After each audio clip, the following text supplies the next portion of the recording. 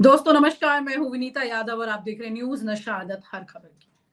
खबर बड़ी दिलचस्प है, खबर अंदर खाने की है और राजनीतिक उठापटक जो कुछ वक्त के बाद में आपको दिखेगा, उसके अंदर धीरे धीरे पटकथा लिखी जा रही है। और ये पटकथा ऐसी है जो कि गुजराती लॉबी के लिए अच्छी खबर नहीं है। नरेंद्र मोदी जो कि इस वक्त अपने हर स्थान पर उस व्यक्ति को प्लेस किए हुए हैं, अपने इर्द गिर्द रखे हुए हैं जो उनके लिए सुटेबल हो, जो कि अक्सर हर व्यक्ति चाहेगा, चाहे कंपनी हो, चाहे पार्टी हो, चाहे सत्ता हो, कि उसके इर्द गिर्द वो लोग रहें जो कि उसकी सुनते हैं। लेकिन अब धीरे धीरे करके खबर जो है वो आरएसएस के फेवर में जाती जा रही है। हाल ही में दिल्ली के मुख्यमंत्री का फैसला हो, या फिर महाराष्ट्र के मुख्यमंत्री का फैसला हो, या फिर हरियाणा के मुख्यमंत्री का फैसला हो, ये सब कुछ जो है आरएसएस ने अपने मुताबिक करवाए। अब यहीं पर इसी फेहरिस्त में ये एक तस्वीर सामने आ रही है कि पार्टी की यानी संगठन के भी राष्ट्रीय कार्यकारिणी की बात कर लीजिए या फिर राष्ट्रीय अध्यक्ष के पद की बात कर लीजिए, क्योंकि अगर यहाँ पर गुजराती लॉबी की चलती तो वो अभी तक अपने व्यक्ति को राष्ट्रीय अध्यक्ष के पद पे बिठा चुके होते। तो चल तो नहीं रही है, इसीलिए ये दिक्कत आ रही है कि नाम अभी तक अनाउंस नहीं हुआ। चर्चा ये थी कि दिल्ली के चुनाव के तुरंत बाद हो जाएगा और वो अभी तक नहीं हुआ। कुल मिलाकर के तस्वीर सामने ये है कि बहुत जल्द ही इसके असर देखने को मिलेंगे, तस्वीर बदलते हुए दिखाई भी देगी। तो यहाँ पर जो फैसले हैं, जो पोजीशंस हैं, क्या वो वाकई में इनके हाथ से निकलने वाली हैं या निकलनी शुरू हो चुकी हैं? इसी पर चर्चा करने के लिए हमारे साथ सुभाष शेरके जी जुड़ रहे हैं, क्योंकि सुभाष जी ने महाराष्ट्र की भी तमाम उठापटक को करीब से देखा अभी कुछ वक्त से, और उसके अलावा भी बहुत कुछ ऐसी चीजें हैं जो राष्ट्रीय स्तर पर जिस पर आपकी नजर बनी रहती है। खास तौर से अगर बात की जाए आरएसएस की, यहाँ पर तो आरएसएस जितने तमाम फैसले हैं जो कि राज्य स्तर के हों, राष्ट्रीय स्तर के हों, उन पर सब पर अपनी पकड़ को मजबूत रखने की लगातार कोशिश कर रही है। अभी चर्चाएं ये भी आ रही हैं, मैं उनके नाम नहीं ले रही हूँ, लेकिन हाँ ये जरूर है कि आने वाले कुछ ही दिनों में वो तस्वीर दिखने वाली है। कुछ बड़े ऐसे फैसले होंगे जिसमें आरएसएस के करीबी लोगों को ही बागडोर दी जाएगी, जो लोग अभी तक नरेंद्र मोदी के करीबी हैं। धीरे धीरे करके वो रिप्लेसमेंट शुरू हो रही है। तो क्या ये सब कुछ किस चीज के तहत है? अगर इसे कहा जाए कि सबकी मर्जी के मुताबिक है और नरेंद्र मोदी खुद इसको एक्सेप्ट करते हैं, क्योंकि वो भी जानते हैं कि फैसला अंततः वही लेने वाले हैं आरएसएस में ही। तो आपका क्या इसमें विजन है, ये बताइए। देखिए, नरेंद्र मोदी इनका चयन जो है वो आरएसएस चीफ ने ही किया था और उसके लिए उन्होंने लाल कृष्ण आडवाणी को बाजू में रखा था। आपको अगर याद होगा तो 2014 से पहले जब गोवा में सम्मेलन हुआ था बीजेपी का, तो उस वक्त नरेंद्र मोदी इनका नाम बतौर प्रधानमंत्री के उम्मीदवार पेश किया गया था। तो ये सारा जो ऑपरेशन है वो आरएसएस के जो चीफ है मोहन भागवत, इनके यानी उनके जो उन्होंने ये सब ऑर्गेनाइज किया था और उसमें नरेंद्र मोदी आगे आगे बाद में नरेंद्र मोदी अब वो और बाकी जो बड़े देश के इंडस्ट्रियलिस्ट है, इनको हाथ में लेकर धर्म सत्ता का साथ आरएसएस की तरफ से उनको जो मिला, उससे उन्होंने काफी पकड़ बना ली है। लेकिन नरेंद्र मोदी अब 75 के करीब आ रहे हैं और ऐसे में आरएसएस पिछले कुछ सालों से ही सोच रही थी कि नरेंद्र मोदी अगर हट जाएंगे तो क्या फिर एक बार बीजेपी की पकड़ इस देश की जो राजनीति है उस पर ढीली हो जाएगी। और उसके लिए एक विचार मंथन शुरू हो गया और उसमें नरेंद्र मोदी के बाद का क्या, ये सिनेरियो की जब बात आने लगी तब आरएसएस को अपने लोग जो है वो अलग अलग लेवल पे उनको प्लेस करना ये जरूरत उन्होंने समझी, क्योंकि नरेंद्र मोदी अगर सिनेरियो से हट जाते हैं तो उसके बाद जो सत्ता को टिके रखना ये बहुत मुश्किल होगा। और शायद यही नरेंद्र मोदी इनको पता है कि उनके बारे में क्या आरएसएस की सोच है। तो इसको लेकर सबसे पहले तो जेपी नड्डा, इन्होंने 2024 में चुनाव से पहले, लोकसभा चुनाव से पहले उन्होंने कहा था कि हम अपने जो कामकाज है हम खुद कर सकते हैं, हमें आरएसएस की जरूरत नहीं है। तो ये एक पॉइंट था, टर्निंग पॉइंट था आरएसएस और बीजेपी के रिलेशन में, या कहें तो मोदी और भागवत इनके रिलेशनशिप में। वो आरएसएस ने वहां पे ज्यादा मदद नहीं की लोकसभा में और 240 तक बीजेपी सिमट गई इस अंदरूनी जो अंतर्विरोध था उसके कारण। अब आरएसएस मोदी इनके आगे देखना चाहती है और ये मोदी इनको भी पता है, इसलिए नरेंद्र मोदी 30 मार्च को एक रैली में जाएंगे आरएसएस के नागपुर में और वहां पर आरएसएस के चीफ है उनके साथ मंच साझा करेंगे। आरएसएस चीफ के साथ कम ही मंच साझा किए हैं नरेंद्र मोदी इन्होंने। इसके पहले उनकी जो मुलाकात हुई दोनों की, वो राम मंदिर का जब निर्माण यानी उसका जो उद्घाटन समारोह था उसमें ये दोनों लोग मिले थे, लेकिन वहां पर आरएसएस चीफ ने भाषण नहीं दिया था, वो वहां पे चुप रहे थे और नरेंद्र मोदी पूरे लाइमलाइट जो है वो खा लिया था उन्होंने। लेकिन आरएसएस चीफ जो है वो काफी इस बारे में आरएसएस के लोग मानते हैं कि नरेंद्र मोदी इनको थोड़ा सा उनको कंट्रोल करने की कोशिश आरएसएस कर रही है, जो नरेंद्र मोदी आरएसएस के हाथों में अपनी बागडोर नहीं देना चाहते या कंट्रोल नहीं देना चाहते। तो ये कश्मकश है और यही कारण है कि बीजेपी का जो अध्यक्ष है वो अभी तक चुन लिया नहीं गया है, जबकि जेपी नड्डा को ही बार बार एक्सटेंशन दिया जा रहा है। सुभाष जी, एक बड़ा सवाल यहाँ पर ये भी उठता है कि अगर कई ऐसे पद हैं जो कि धीरे धीरे करके साइकिल जिसकी जो है वो थोड़े टाइम में कंप्लीट होने लगेगी, सवाल ये उठता है कि अगर इसको देखें इस पूरी परिस्थिति को, तो आपके जहन में ऐसे कौन से खास तौर से राष्ट्रीय अध्यक्ष का पद जो भी है इस वक्त, बाकी राज्यों के स्तर पर भी कई राष्ट्रीय अध्यक्ष उनकी सॉरी प्रदेश अध्यक्ष की बात है, ऐसे कई पद हैं जो कि अब मतलब जिसके नंबर आ रहे हैं, इनकी खुद के अलग अलग जो संगठन में जो बॉडीज हैं उनकी भी अगर बात करें तो उसमें भी कई पद आ रहे हैं।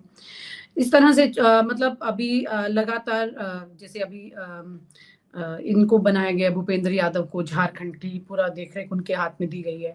तमाम तरह की इस तरह की चीजें लगातार चलती रहती हैं, लेकिन जो अहम पद की अगर बात की जाए राष्ट्रीय अध्यक्ष की, तो ये अगर हुआ तो फिर आगे, क्योंकि यहाँ पर ये कंट्रोलिंग पावर का मेन स्टीयरिंग है। अगर इस स्टीयरिंग से जो गाड़ी चलेगी वो गाड़ी किसकी होगी, यही बड़ा सवाल है। वरना एक्सीडेंट अगर हुआ तो इसमें संगठन और पार्टी दोनों को बड़ा नुकसान यहाँ हो सकता है। देखिए, जो भी राज्य जीते हैं बीजेपी ने, उनके चीफ मिनिस्टर का आप नाम देखें तो किसी को अंदेशा नहीं था कि ये शख्स जो है वो आगे जाकर चीफ मिनिस्टर बनने वाले हैं। यहाँ तक महाराष्ट्र यानी छत्तीसगढ़ का आप देख लीजिए, उसके बाद हरियाणा का आप देख लीजिए, तो ये राजस्थान भी है। तो ये जो राज्य है, यहाँ पर आरएसएस ने अपना जो स्वयंसेवक है उसको मुख्यमंत्री के कुर्सी पे बिठाया। रेखा गुप्ता भी, उनका जो पूरा ग्राफ है वो आरएसएस ने ही कंट्रोल किया है।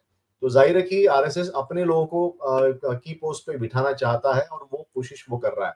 इसके पहले ये होता था कि नरेंद्र मोदी तय करते थे किसको बनाना है और आरएसएस की सुन नहीं ली जाती, लेकिन अब ऐसा नहीं है। जब महाराष्ट्र के मुख्यमंत्री पद पर देवेंद्र फडणवीस इनको बिठाने की बात आई, तब भी अमित शाह और बाकी जो बीजेपी के वरिष्ठ नेता हैं उन्होंने 12 दिन ले लिए थे। तो इसका भी इससे भी पता चलता है कि अंदरूनी जो एक दूसरे के खिलाफ जो खींचतानी है वो कैसे है आरएसएस और बीजेपी के बीच में। तो हमें ये देखना पड़ेगा कि बीजेपी आगे की सोच रही है तो उसमें नरेंद्र मोदी इनके बाद क्या, तो नरेंद्र मोदी इनके बाद उनका उत्तराधिकारी जो है वो कौन बनेगा, ये सबसे अहम सवाल है। और उसमें अमित शाह पहले से ही वो दावेदार है। उसके बाद योगी आदित्यनाथ ये दूसरे दावेदार है। शायद आरएसएस और किसी को भी आगे कर सकती है, उसमें फिर नितिन गडकरी भी हो सकते हैं या देवेंद्र फडणवीस भी हो सकते हैं। और राष्ट्रीय अध्यक्ष का पद तो बहुत ज्यादा इस तरह का संवेदनशील पद हो गया है इस वक्त बीजेपी में, क्योंकि जैसे ही उसका चेहरा आरएसएस ने तय किया तो ये मानकर चलिए कि यहाँ पर गुजराती लॉबी एकदम से कमजोर हो जाएगी। और अगर वो कमजोर होगी तो सबसे पहला नुकसान यहाँ पर जो अपनी पारी खेलने की, एक अलग तरह की पारी खेलने का इंतजार कर रहे हैं अमित शाह, उनको हो सकता है, क्योंकि नरेंद्र मोदी तो अपनी पारी पूरी खेल चुके हैं। तो आपको लगता है कि अमित शाह के लिए बड़ी मुसीबतें आएंगी इसमें? अमित शाह इनके लिए बड़ी मुसीबत आ सकती है, लेकिन ये जो नरेंद्र मोदी अमित शाह अलग नहीं है, एक ही सिक्के के दो पहलू है। तो इसलिए जो भी स्ट्रैटेजी होगी वो दोनों मिलकर करेंगे, इसमें कोई दो राय नहीं है।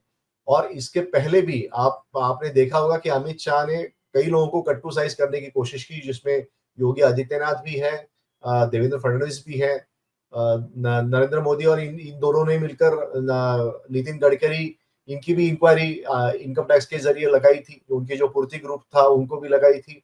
राजनाथ सिंह के बारे में भी यही हुआ था। तो ये सारी चीजें हैं, वो ये इन दोनों ने अपना सिक्का जमाने के लिए बीजेपी में जो बड़े नेता हैं उन पर नकेल कसने की पूरी तरह से कोशिश की। जाहिर है कि अब बारी इन नेताओं की आती है जो एक हाशिए पे रखे गए हैं। वो अभी कैसे आरएसएस के बल पर इन दोनों को टक्कर देते हैं, ये देखना होगा।